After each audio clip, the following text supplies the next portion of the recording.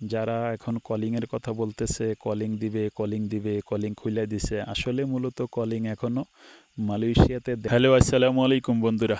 আপনাদের শত শত প্রশ্ন, কেন আমি মাথায় কাপড় বাইন্দা এরকম মশার কামড় খায়া, তারপরে কেন প্রতিদিন এরকম জঙ্গলে কাজ করি। অনেকে এই শত শত প্রশ্নগুলো আমাকে করেছেন, কিন্তু কেন এই জঙ্গলে কাজ করি সেটা কি আপনারা জানেন? কেউ জানেন না। আজকে আমি সেই কথাগুলো শেয়ার করব, যেই কথাগুলো আপনারা আসলে জানেন না, যে কেন আমি এবং কি কারণে আমার সহকারী আমরা একসাথে কেন জঙ্গলে কাজ করি। আপনারা জানেন যে অনেক সময় আমাদের এই ভিডিওগুলো দেখে আপনারা বিভ্রান্তিতে পড়েন যে আসলে আমরা কোথায় থাকি এবং কি করি।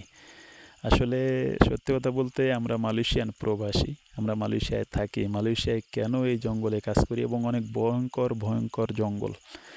এই জঙ্গলে অনেক ভয়ঙ্কর ভয়ঙ্কর প্রাণী বসবাস করে। বাঘ তো অ্যাভেলেবেল। এই বাঘের জন্য আমরা রাত্রে আগুন জ্বালিয়ে তারপরে ঘুমাই। ঘুমানোর আগে আশেপাশে যখন বাসা থেকে বের হই, তখন বাসার আশেপাশে থাকা যায় না, শুধু বাঘের আক্রমণ। প্রচুর পরিমাণ বাঘ। হ্যাঁ, আর এই জঙ্গলে কাজ করে দেখেন, রক্ত হাতের ভিতরে প্রচুর পরিমাণ রক্ত এরকম যায়। আর এই জঙ্গলে মূলত কাজ করার উদ্দেশ্য হলো একটাই, যে আমরা অবৈধ লোক এই মালয়েশিয়াতে। চিরুনি অভিযান মানের অর্থ বোঝেন? চিরুনি অভিযান হলো আপনার মাথার চুলের ভিতরে যদি একটা উকুন থাকে, সেই উকুনটা পর্যন্ত বের হয়ে আসে চিরুনির দাঁতের মাধ্যমে। সো এটাকে বলে চিরুনি অভিযান। মালয়েশিয়াতে এখন যে বর্তমানে ইমিগ্রেশনের যে ভয়ঙ্কর হামলাগুলো চলতেছে, এই ভয়ঙ্কর হামলা থেকে বাঁচার জন্য আমরা যে ভয়ঙ্কর জঙ্গলে থাকি এবং এই জঙ্গলে কাজ করি একদম লুকিয়ে। মালয়েশিয়াতে মানে পলাইয়া থাকার মতন অবস্থা। যে কোম্পানিতে কাজ করি সেই কোম্পানি আমাদেরকে সত্যি অনেক সেভে রাখে, কারণ আমাদের বাজার, তারপরে আমাদের রাস্তাঘাটে যাবার, এগুলো কোনো কিছুর প্রয়োজন হয় না। কারণ প্রতি সপ্তাহে করে 2 দিন আমাদের এই স্থানে বা আমাদের কাজের স্থানে বাজার আসে, একটা গাড়ি আসে। সেই গাড়ির থেকে আমরা আমাদের সাধ্যমতো যা যা প্রয়োজন সেগুলো কিনে রাখি, এবং আমাদের বাইরে যাইতে হয় না, ব্যক্তিগত কাজের জন্যও যাইতে হয় না। যদি আদার্স আপনার একটা হ্যান্ডফোন কিংবা আপনার মোবাইল সিম বা মোবাইলে টাকা ভরা, আপনার দেশে টাকা পাঠানো ইত্যাদি যা কিছু আছে, এগুলো সব আপনার বসের মাধ্যমে হয়।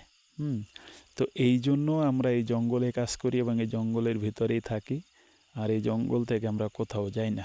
এই জঙ্গলের ভিতরে অনেক ভয়ঙ্কর ভয়ঙ্কর বাঘ আছে, কালা কালা বাঘ, তারপরে ভাল্লুক, হাতি। একসময় মানে আমাদের এই কোম্পানির ঘেট, তারপরে অনেকগুলো বড় বড় মেশিন, এগুলো সব নষ্ট করে ফেলাইছিল হাতিতে।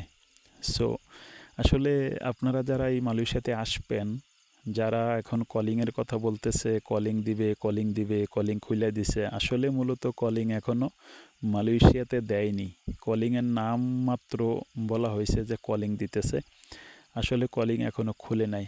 সো আপনারা যারা এই কলিংয়ের আশায় বা কলিং খুলছে এই কথা শুনে যারা দালালের কাছে পাসপোর্ট এবং টাকা পয়সা জমা দিচ্ছেন, আমার মনে হয় তারা নিজের পকেটের টাকা খরচ কইরা তারা মারা কিনা খাইছে।